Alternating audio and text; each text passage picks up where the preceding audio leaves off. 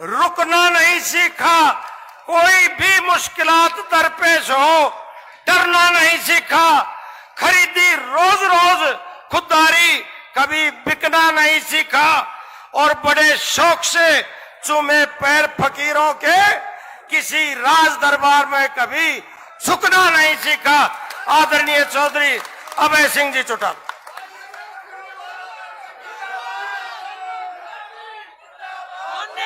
मुख्यमंत्री अभय सिंह चौटाला जिंदाबाद।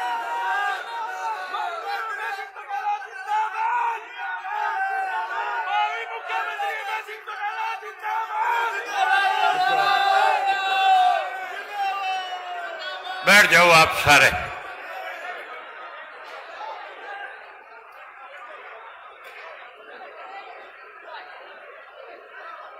बहुत ही आदर और सम्मान के योग इंडियन नेशनल लोकदल पार्टी के राष्ट्रीय संरक्षक चौधरी संपत सिंह जी, पार्टी के प्रदेश के अध्यक्ष पूर्व में रहे मंत्री चौधरी रामपाल माजरा जी, पार्टी के राष्ट्रीय महासचिव श्री प्रकाश भारती जी, पार्टी के राष्ट्रीय वरिष्ठ उपाध्यक्ष श्री शेर सिंह बड़शामी जी, पार्लियामेंट्री बोर्ड के चेयरमैन पूर्व में रहे मंत्री डॉक्टर वासुदेव शर्मा जी, पार्टी के संगठन के राष्ट्रीय सचिव उमेद लुहान जी, पूर्व मेरे विधायक श्री राधेश्याम शर्मा जी, आज के इस आयोजन के युवाओं के इस सम्मेलन के युवा के राष्ट्रीय अध्यक्ष करण चौटाला जी, विधायक आदित्य देवीलाल जी, युवा के प्रदेश के अध्यक्ष अरविंद गोस्वामी जी, श्री गौरव संपत सिंह जी, विधायक अर्जुन चौटाला जी, श्रीमती सुनैना चौटाला जी, महिला की अध्यक्ष श्रीमती तनुजा कश्यप जी, मंच पे मेरे साथ में बैठे हुए पार्टी के राष्ट्रीय, प्रदेश और जिला स्तर के सभी नेतागण, आज के इस युवा के सम्मेलन में आए हुए आदरणीय बुजुर्गों, नौजवान साथियों, माताओं, बहनों, पत्रकार छायाकार दोस्तों, आज का दिन ऐतिहासिक दिन है। आज 23 मार्च को शहीदी दिवस पर नरवाना के इस भव्य युवा सम्मेलन में मैं आप सभी का हार्दिक स्वागत करता हूं। आज के दिन शहीद भगत सिंह, राजगुरु सुखदेव ने देश की आजादी के लिए अपनी शहादत दी थी। मैं उन महान आत्माओं को दिल की गहराइयों से नमन करता हूं। साथियों, पहले लगातार 10 वर्ष तक इस हरियाणा प्रदेश को कांग्रेसियों ने लूटने का काम किया था। अब पिछले 11 वर्ष से लगातार भारतीय जनता पार्टी इस प्रदेश को लूटने में लगी हुई है। मैं लाखों की संख्या में आज यहां पहुंचे युवाओं से अपील करता हूं कि भगत सिंह, सुखदेव और राजगुरु से प्रेरणा लेते हुए आप सभी युवा इन लुटेरे बीजेपी और कांग्रेस के सबक सिखाने का काम करेंगे। अन्याय करना भी अपराध है और साथियों, अन्याय श्रेणी में आता है। नरवाना की धरती में युवा इनेलो पार्टी से जुड़ करके बीजेपी की सरकार द्वारा युवाओं के साथ किए जा रहे शोषण के खिलाफ अपने हकों की लड़ाई लड़ने के लिए तैयार हो जाओ। हरियाणा का युवा पूरे देश में सबसे ज्यादा मेहनती और काबिल है, लेकिन भाजपा की सरकार ने 11 साल में हरियाणा के युवाओं को गर्त में धकेलने का काम किया है। लगातार 11 वर्षों से जब से भाजपा की सरकार इस प्रदेश में बनी, तब से हरियाणा के युवाओं का कहीं ना कहीं भरोसा इस सरकार से उठने का काम किया। साथियों, मुझे अच्छी तरह से याद है जब कुरुक्षेत्र के लोकसभा का चुनाव हो रहा था, मैं हरियाणा प्रदेश के कुरुक्षेत्र लोकसभा क्षेत्र के एक गांव में जाकर के आया था। जहां पूरे कुरुक्षेत्र जिले में कैथल जिले के गांव में गया, मैंने वहां जाकर के लोगों से खुल करके पूछा कि आपके गांव की मीटिंगों के अंदर युवा नजर नहीं आ रहा, युवा कहां चला गया? लोगों ने मुझे बताया कि सरकार से विश्वास और भरोसा उठ गया, युवा हताश हो गया। मजबूर होकर के युवाओं ने अपनी जमीनें बेच करके विदेश का रुख अपनाने का काम किया। हजारों लाखों की संख्या में ऐसे युवा विदेश में गए जिन्हें वीजा नहीं मिल रहा था। कहीं ना कहीं अपने आप को मौत के मुंह में डाल करके डोंकी के रास्ते से विदेशों में जाकर के शरण लेने का काम किया। जहां विदेशों में जाकर के रोजगार करना चाहते थे, नौकरी करना चाहते थे, कहीं अपने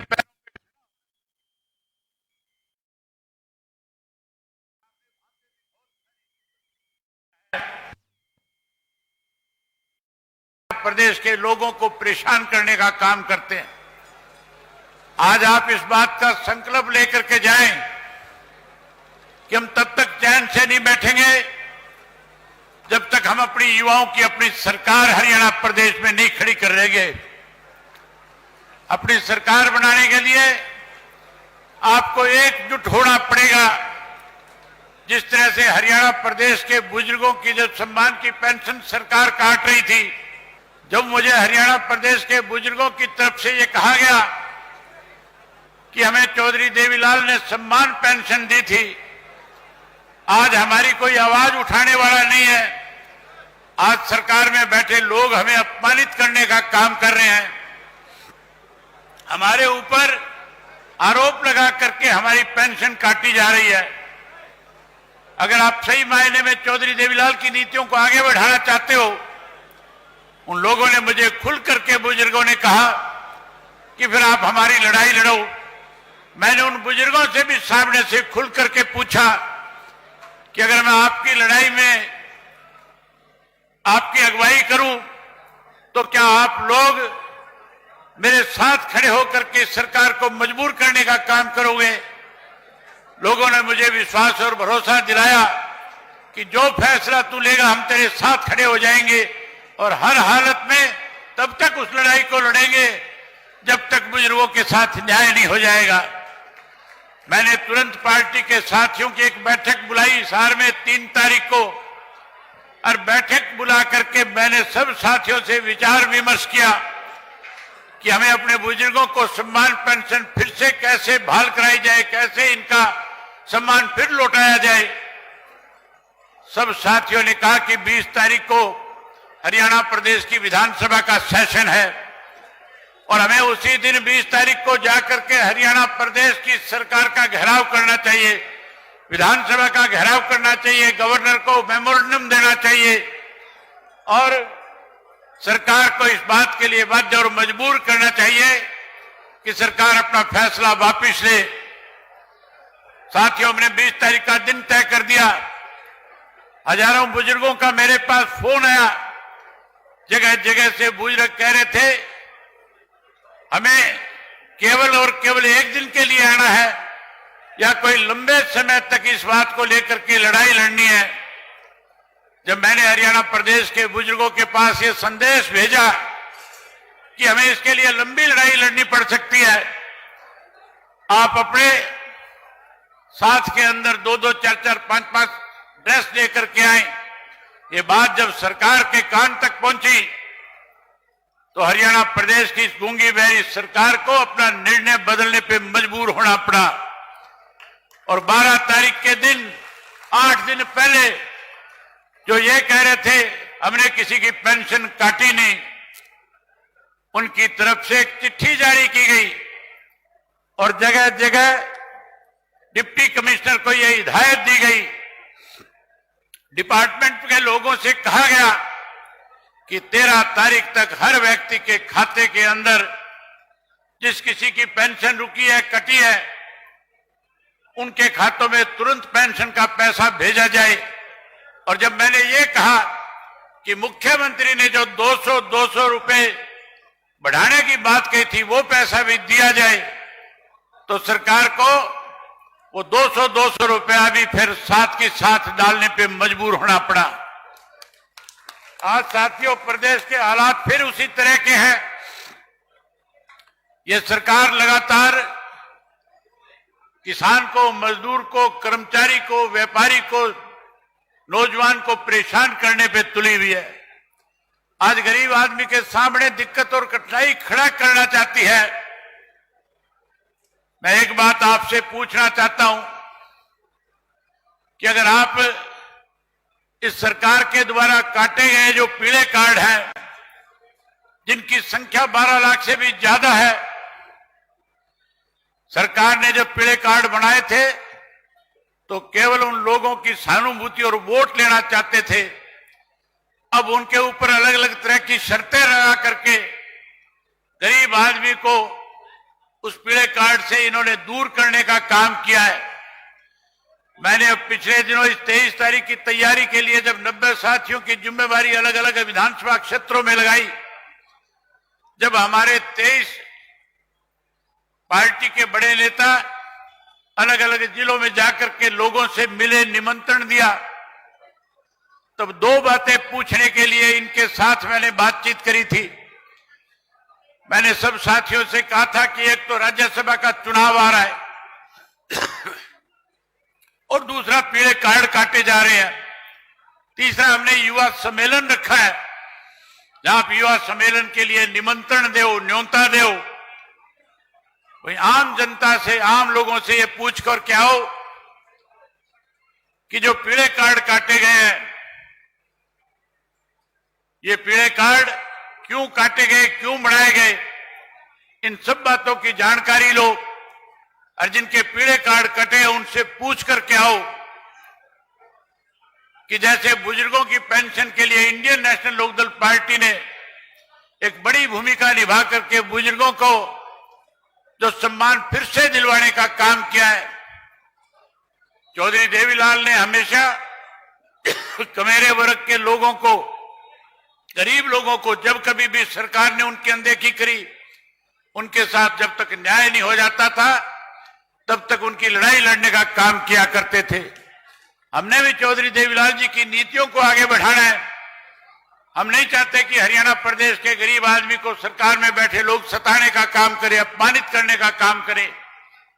इसके लिए हमें गरीब को हक दिलवाने के लिए चाहे कोई भी बड़ा फैसला लेना पड़े, कोई भी बड़ा आंदोलन चलाना पड़े, कोई बड़े से बड़ी लड़ाई लड़नी पड़े, अगर जिन लोगों के पीले कार्ड कटे हैं वो आपकी इस बात से सहमत हों, अगर आपसे वो ये कहे कि आप जो फैसला लोगे हम आपके साथ इस लड़ाई को लड़ने का काम करेंगे, तो मैं आपसे पूछना चाहता हूं कि जिन गरीब लोगों के पीले कार्ड काटे गए हैं, क्या इंडियन नेशनल लोकदल पार्टी के एक कार्यकर्ता को उनकी लड़ाई लड़नी चाहिए कि नहीं लड़नी चाहिए?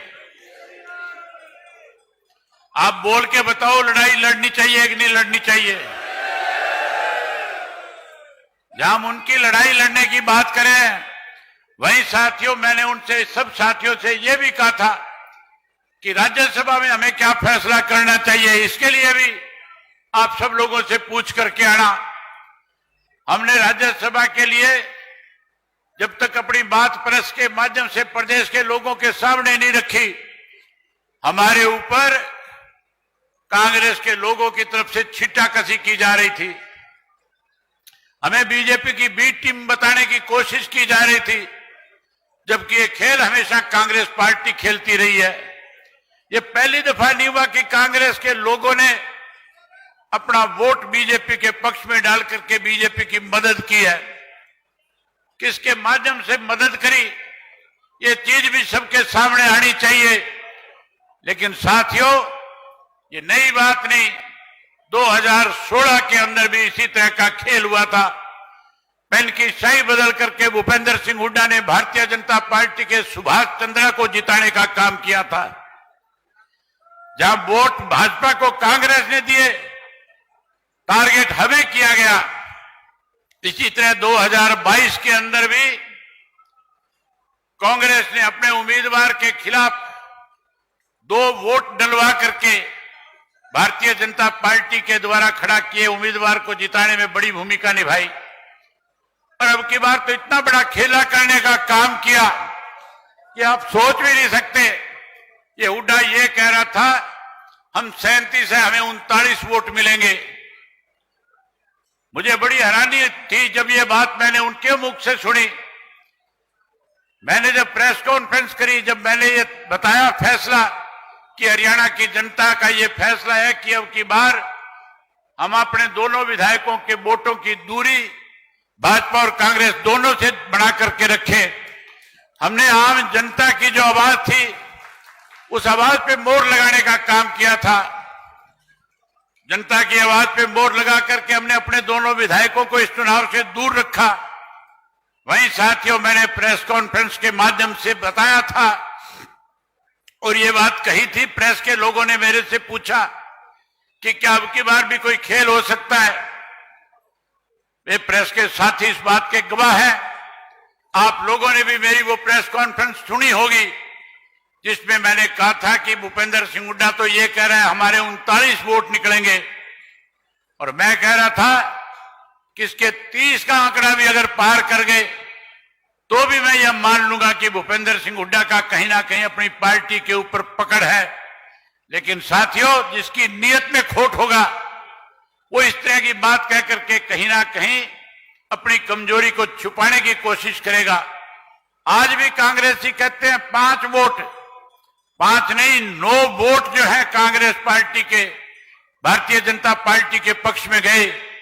5 ने तो मोहर लगा करके सीधा वोट दिया, 4 के वोट कैंसिल हुए।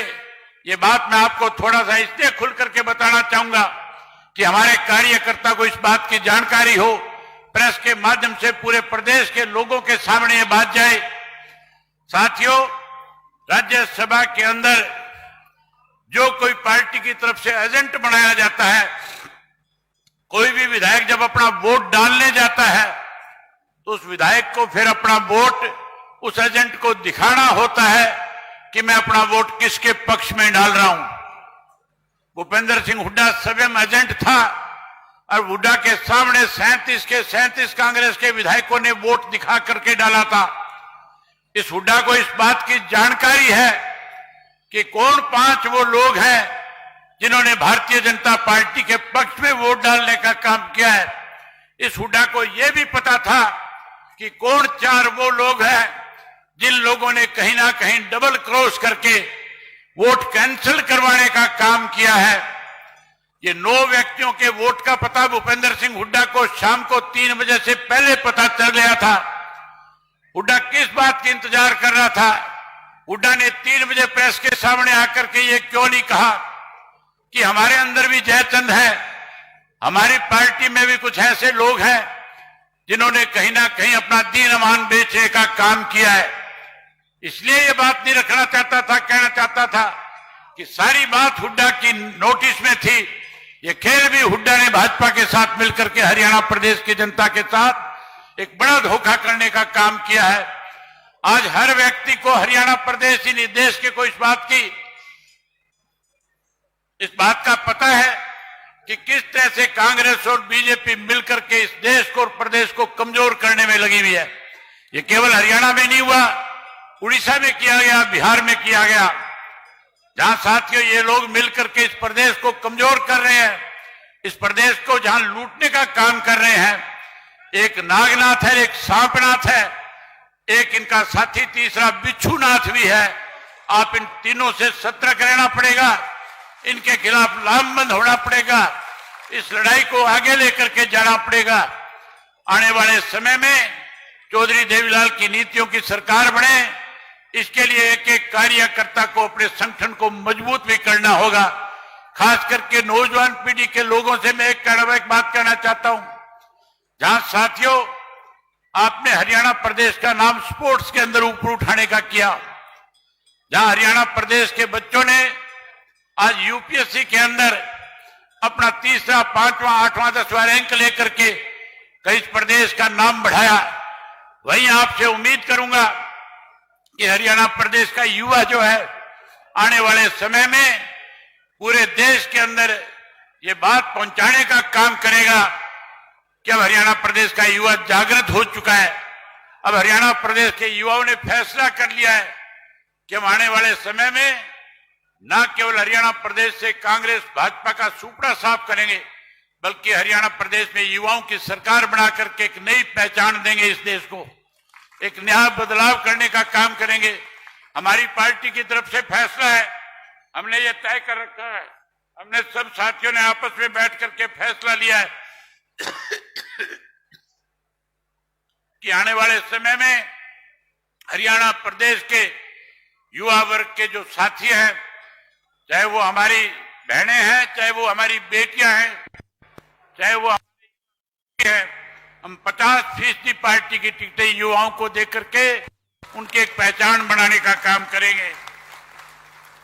वहीं साथियों हरियाणा प्रदेश के पढ़े लिखे युवाओं को हमने पहले भी अपनी मैनिफेस्टो में लिखा था कि अगर हमारी सरकार बनी तो सरकार बनने के बाद हर घर से एक पढ़े लिखे नौजवान को रोजगार और नौकरी देने का काम करेंगे।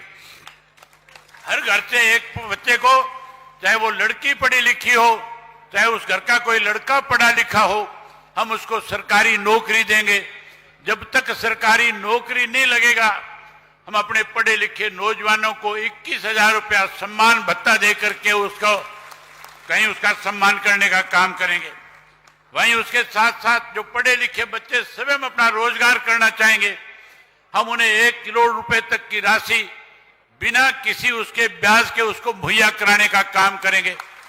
और जो बच्चा उस 1 करोड़ से अपना कारोबार शुरू करेगा उसके ऊपर कोई टैक्स नहीं लिया जाएगा, केवल उसको किस्तों में अपना पैसा देना होगा। ये सारी चीजें तब संभव होगी जब आप इकट्ठे हो जाओगे। मैं उम्मीद करूंगा कि सारे इकट्ठे होंगे, इन नागनाथ, सांपनाथ और बिच्छूनाथ को चेहरा बेनकाब करने का काम करोगे और अपनी सरकार बनाने में बड़ी भूमिका निभाओगे, करोगे, इस काम को आगे बढ़ाओगे। आप आए लाखों की संख्या में, आज आपने आकर के फिर ये बता दिया कि हरियाणा में बदलाव होने जा रहा है। आप आए, आप सबका बहुत धन्यवाद। जय हिंद, जय हरियाणा।